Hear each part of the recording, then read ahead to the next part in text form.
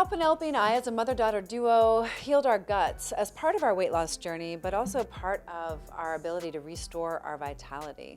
Weight loss can be so draining, and you can feel exhausted and sick. And in order for us to really get to the root of why we put the weight on, we had to address our gut microbiome. We had to address our large intestine. We had to address our stomach. Like, what is at the root of all of this? Are we even absorbing the food we're eating? Because you are not what you eat.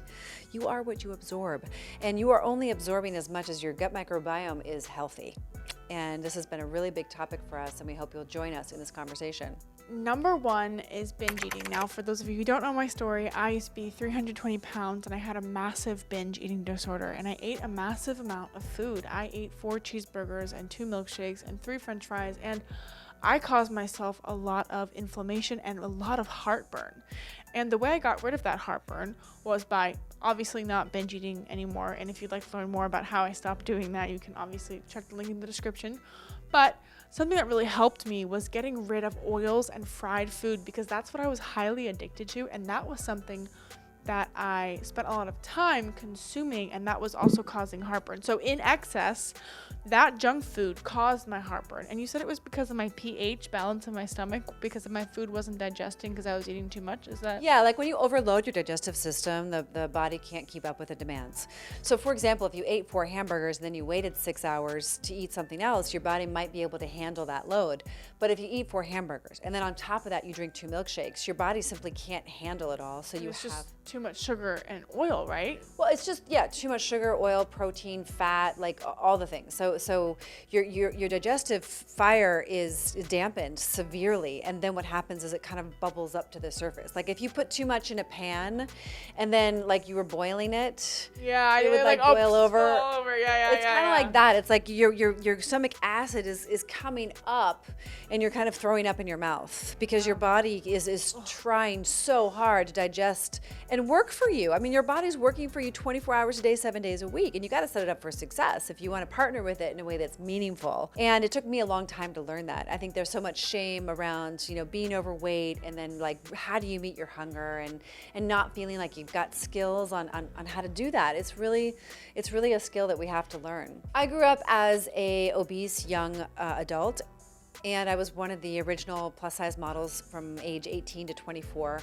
And I've always been overweight. I've always had about 30 to 40 pounds to lose. And I think one of the ways that I was able to really get to the root of weight loss was after Penelope was born, and I really turned my gut health around. I was on antibiotics my entire childhood. They thought that I had leukemia, but I actually had osteomyelitis, which was a very rare bone marrow infection. And luckily I was able to take antibiotics, and it saved my leg from amputation, which is extraordinary.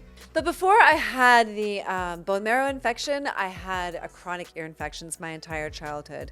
From the moment I was born, I wasn't given breast milk, I was given soy milk. So I had issues with my gut microbiome, I think, from the moment I was born.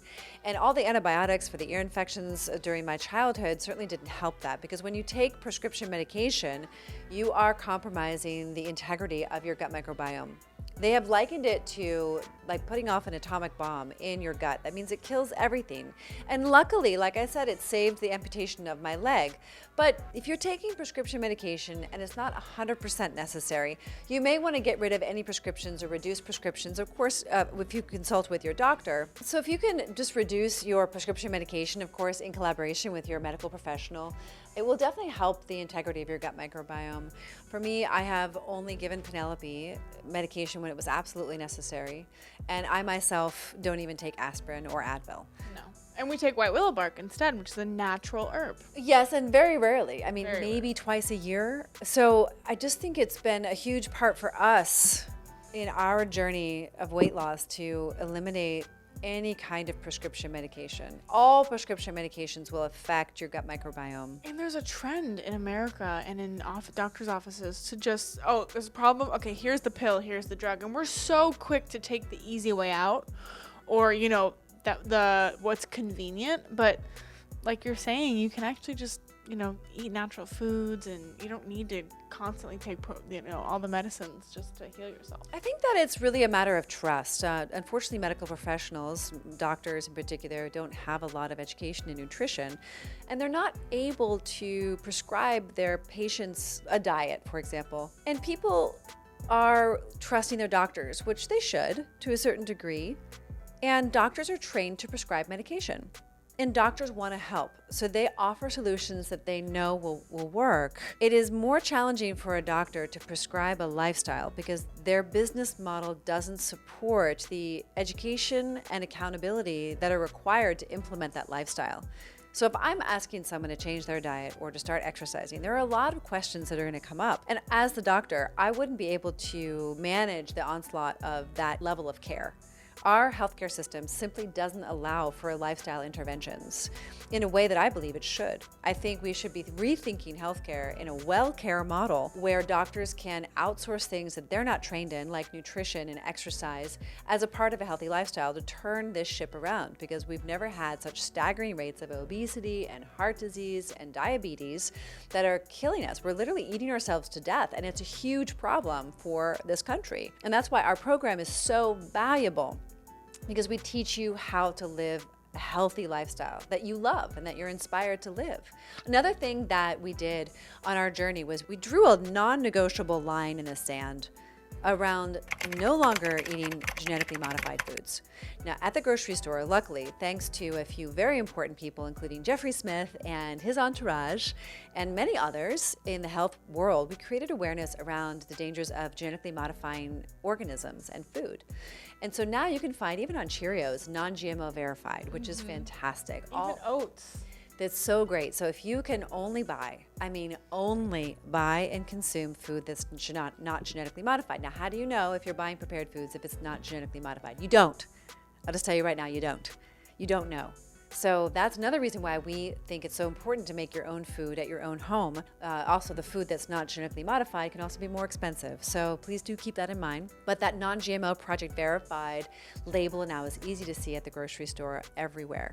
Now, if you want to take that to the next level, we also buy organic food. And this really helps because apparently studies have shown that when you have herbicides and fungicides and pesticides on the food that's also genetically modified, you are compromising your gut microbiome. And it wasn't until I drew the line in the sand and I got really clear and strict about this for our entire household that the gut microbiome didn't turn around until we did that.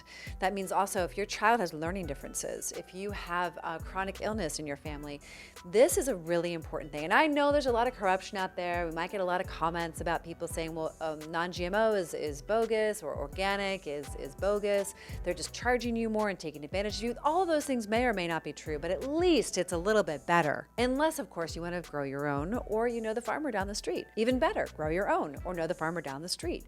But if you are just, in a food desert, or you're just trying the best you can, of course, you want to just go in steps. First, non-GMO Project Verified. Second, organic. That means no herbicides, pesticides, fungicides, or otherwise dangerous chemicals that you don't want to put in your body that harm your gut. Another tip to help with inflammation is no sugar and no flour. That seems really extreme and it sounds crazy. And when I was 320 pounds, not eating sugar and flour seemed like a really steep hill to climb. And it seemed almost impossible because I was so addicted. And I didn't really know I was that addicted because it was just normal to eat sugar and flour. Everyone else was doing it. I was doing it. And it didn't seem like there's anything wrong with it until I read the research that it caused inflammation, and I saw the inflammation on my body, on my face, on my stomach, on my legs, on my arms. I remember after eating mass amounts of sugar and flour, the next day my hands would be swollen, my ankles would be swollen, and I know people have experienced this as well. My face would be swollen. I felt like a hangover even though I didn't drink any alcohol. And what I thought was interesting is when I eliminated these foods completely and replaced them with things like monk fruit and buckwheat and many other replacements that you can learn about on our program, I noticed a huge shift in my inflammation. It was like night and day. I woke up one day and I had no more inflammation. I woke up one day and I didn't have a puffy face anymore. I could see my jaw. I could, not feel that inflammation feeling or that hangover sense. And so even though we think taking away sugar and flour is a steep hill to climb, it may feel that way. But when you learn to replace it with healthy alternatives that don't cause the addictive side effects, you're like, oh, it's this easy. If I had known it was going to be this easy and delicious, which is what I told my mom when she taught me how to make vegetables, then I would have done it so long ago. And so we just have to learn how to make amazing food that doesn't involve flour and sugar and replace it with things like buckwheat and monk fruit and stevia. And that really changes the game. Completely. And a lot of times clients will say, well, what the heck do I eat? It's almost like they have no idea what to eat because they're always eating the sandwich for lunch or the pizza for dinner or the pasta or whatever it is. And so I just want to assure you that there's thousands of options for you, things that will give you the same level of satisfaction that flour and sugar give you. And what's so interesting is that not only does it cause the inflammation you were speaking about, it also creates this gut-brain axis issue of addiction. And that is another topic in and of itself. But it's like, what's the chicken or the egg? What comes first? Is it the inflammation? Is it the microbiota that the flour and sugar are generating when they go into your gut? Because everything you eat matters. Every single thing that you eat is creating a bacteria and becoming part of your microbiome. Isn't that interesting? Like you put it in your mouth, you swallow it, and then all of a sudden these microbes start to grow on it. I mean, some people might get grossed out by that, but that's actually what's happening. And those microbes start with communication systems, and it becomes like a family, and then they multiply in your body, and they either are going to serve you or they're going to be taken away from you. And I would suggest that you want to be eating foods that are serving you, not taking away from you. And flour and sugar are just insidious relationships. They're just taking away from you, from my experience. Energetically, they're shifting your brain into a bad place. They're shifting your gut microbiome into a bad place. And who wants to be in that bad place? So get off the addiction train and get on the train of freedom towards health and vitality. I had chronic diarrhea, I had chronic gas and bloating, I had chronic acne, and I simply could not find the solutions that I was looking for. And that's when I turned to learning about nutrition and got a bachelor's and a master's degree in nutrition. And I traveled the world studying food as medicine, really trying to get to the root of the issue. And I realized the root is the gut microbiome. And it was right then that I started to see the huge leaps and bounds in my health and my vitality when I started dealing with the gut microbiome. And one of the first things I did was, of course, eliminate flour and sugar. But actually, I stepped it up. I went from white flour to brown flour. I went from white sugar to brown sugar, and then from there, little by little, I pared things away. As I learned more, I became convicted in my heart and in my mind about the decisions that I needed to make for my best interest. And then, of course, for the future generations, Penelope.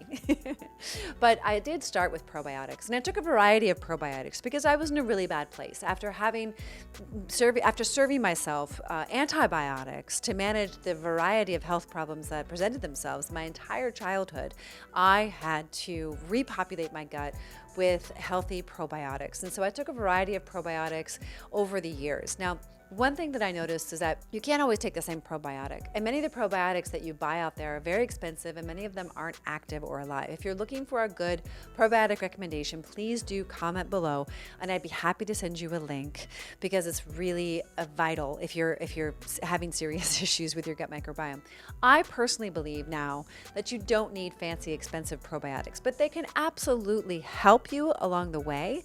I believe that a healthy diet full of whole foods with a variety of fiber can really reinforce your gut microbiome, especially when you're adding fermented foods in. And we have other videos that we've talked about this. At the end of the day, we want you to be happy, healthy, and free. If you want to learn more about how to be happy, healthy, and free, we'd love to partner with you on that journey to build a life that you love and that you feel inspired to live, lose the weight once and for all, and really reclaim your health and vitality.